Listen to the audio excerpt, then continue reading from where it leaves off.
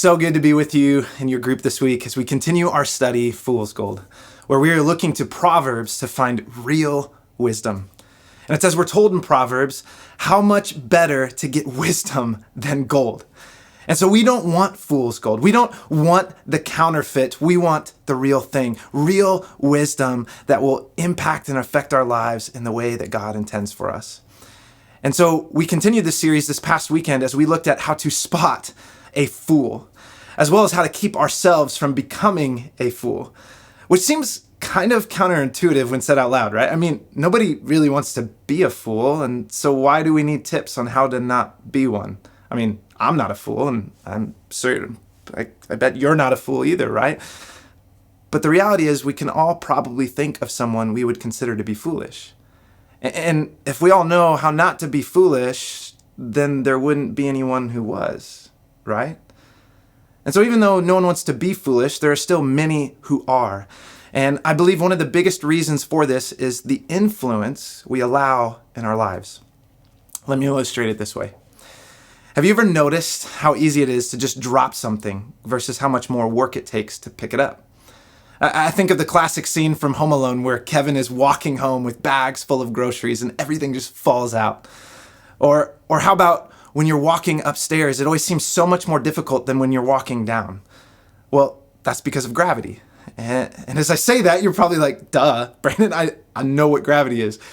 But gravity, I wonder if you knew, is so much more than the force that keeps our feet to the ground or causes things to fall out of bags. Gravity is actually, by definition, a force of attraction that exists between any two masses. And here's the crazy part about that. The power of something's gravitational pull is dependent on the size of its mass. Basically, the reason you and I's feet stay stuck to the ground is because the earth has a much greater mass than you or I do. And this is important for us to realize as we talk about how to keep from being foolish, because our relationships have gravity. Each of us is being pulled or drawn in a specific direction in our lives. And that direction has a lot to do with the friend groups who have the most gravity in our lives, the friends who have the most influence over our lives. A.W. Tozer would put it this way. He says, "You are the company that you keep." Or I've also heard it said, "Show me your friends and I'll show you your future." Basically, the people you have surrounded yourself with are shaping your future. And this is because much like gravity goes unnoticed because we are so used to it, the influence that others have in our life tends to go unnoticed as well because we are just so used to them being around. And so the question I would encourage you to ask is, who has the most gravity in your life? Who are you giving the most influence of your life over to? And as you consider that question, I'd like you to also consider the words of Solomon, written in Proverbs 13:20, where he says, "The one who walks with the wise will become wise, but a companion of fools will suffer harm." And so there's some good news here, right? Solomon is saying that if we lack wisdom, all we have to do is get around people who are wise. We give those who are wise influence in our life, and we will become wise as well. But the second part is equally true. And what I would really like us to focus on and pay attention to as we talk about this idea of avoiding those who are foolish, it says, "A friend of fools will suffer harm." And so I wonder, do you frequently experience harm in your life? If so, I also wonder, have you ever considered the reason why you suffer harm might be because the friends you surround yourself with are fools? I know that comes across as like really mean, right? Like we don't want to admit that. No, I like my friends. Like I can't call them foolish, but think about it. This makes sense, right? If the people who have the bigger mass in your life, if the ones who have the most gravity in your life are foolish, you are going to gravitate toward, you are going to be drawn toward foolishness. And this is why I believe people end up being foolish. Even though none of us really want to be, none of us aim or wake up and go, "Hey, I want to be foolish," but we tend to head in that direction because we allow influences in our life that are foolish while thinking, "Nah, it won't affect me. I'm just being a good friend." Yet slowly over time, we end up becoming foolish ourselves. And Paul points this out in his letter to the Corinthians, who at the time were surrounded by false teachings and basically telling Paul, no, Paul, it's not a big deal. And Paul responded by saying, do not be misled. Bad company corrupts good character. And I would side with Paul, because in my time in ministry and talking to so many different people of different ages and backgrounds, I found one thing that continues to show up is that so many end up feeling like they can't finish. They can't complete what they want to in their life. They keep messing up or keep failing, and they feel like they keep doing all the right things, yet still it doesn't seem to go well for them.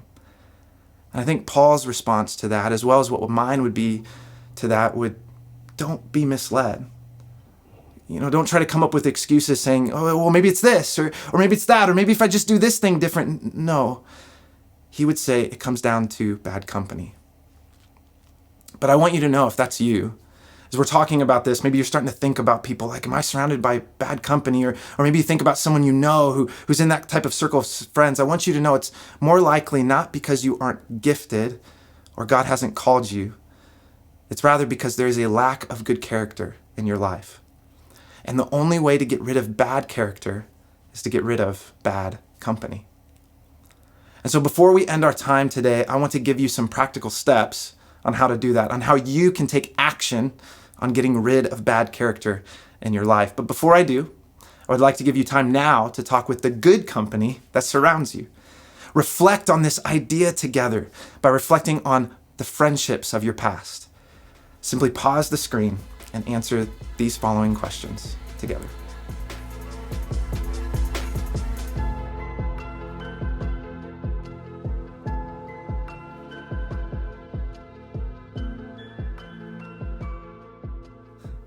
And so, as you reflect on your past friendships, it's probably not hard to see that the people we surround ourselves with have a direct impact on the people we become. And as I think about this truth, I also think back to a moment in my life where I can see this had a negative impact on me. It was the beginning of my college year when I started to date this girl. She was cute, she was spontaneous and fun, but she was also an atheist that didn't share my same morals or beliefs. Regardless, my two best friends at the time in my life encouraged me to date her because, YOLO, man, it'll be fun. It'll make you feel good. You'll have a great time. However, my youth pastor told me something different, something I'll never forget. He told me that it is much easier to be pulled down in your faith than it is to pull others up. He advised me not to date her because of the influence being with her would have on my life. But I decided to give gravity to my friends. I decided to depend on their influence in my life and what they had to say over my youth pastor. And sure enough, it drew me into foolishness. It ruined my relationship with my parents that year. It ruined relationships I had with friends. It hurt my grades and it weakened my faith. And I look back now and would tell you that season of my life is one I very much regret. And I realize now that the direction of my life during that season was greatly impacted by the people I gave the most influence to. It's because of those two friends and my choice to give them the most influence in my life that I was led into foolishness. But as I realized this, I start to think, why didn't I see this at the time? Why did I allow those friends to have that type of influence in my life? And maybe you can even relate to this as you talk about some of the influences in your life, as you maybe even ask some of the similar questions as you reflect on your past friendships. Well, what I have noticed as I reflect on stories like this, both in my own life as well as those of others, is that we more often than not gravitate towards those who enable our desires and who sympathize with our struggles. We tend to let our friend groups choose us rather than being the ones who choose our friend groups. Instead of being intentional about those who have the most influence in our life, we tend to leave it to circumstance or to simply what makes us feel good in a particular moment. Like those people make me feel great or they welcome me in, so I'm gonna give my life the influence, I'm gonna give influence to them. I'm gonna allow them to have influence over my life, right? But what I found in doing this is that this strategy for forming friend groups rarely leads me to where I truly want to be. This rarely helps me become the person I want to become. And so when left to our default, we end up leaving our life to chance, and more often than not, leading it to ruin. And interestingly enough, in a book I recently read, Live No Lies by John Mark Comer, I discovered there's actually some science behind why we naturally do this. In his book, John Mark Comer highlights that the world's leading expert on deception is this guy named Dr. Timothy Levine. And he talks about how he spent years conducting hundreds of interviews with everyone from police officers to CIA agents. And the conclusion that he comes up with is that even the most intelligent human beings are terrible at lie detection. Through his research, Levine developed the truth default theory, or TDT, to explain that humans default to truth. We assume someone is telling us the truth unless there is sufficient evidence to the contrary. The journalist Malcolm Gladwell summarized TDT like this. He said, "We do not behave, in other words, like sober-minded scientists, slowly gathering evidence of the truth or falsity of something before reaching a conclusion. We do the opposite. We start by believing, and we stop believing only when our doubts and misgivings rise to the point where we can no longer explain them away." In short, what Gladwell is saying here is we are naturally poor judges of character. We are easily deceived. We believe the best in people. Which when I say that, it doesn't sound bad, right? Like, isn't it good to believe the best in others? And I would actually say, no, it's not. Now stick with me, because I know that's hard to hear, right? Like, isn't that unloving? And I think it's hard to hear because in our culture, we tend to believe to love someone means you have to agree with them. But this simply isn't true. I mean, you can easily see this when you read about Jesus and those who followed him. Jesus would constantly disagree with others and challenge their thinking, especially the religious. And yet no one would say that Jesus wasn't loving. And so we see there's this difference between showing someone love and agreeing with them. There's a difference between loving someone and giving them influence over your life.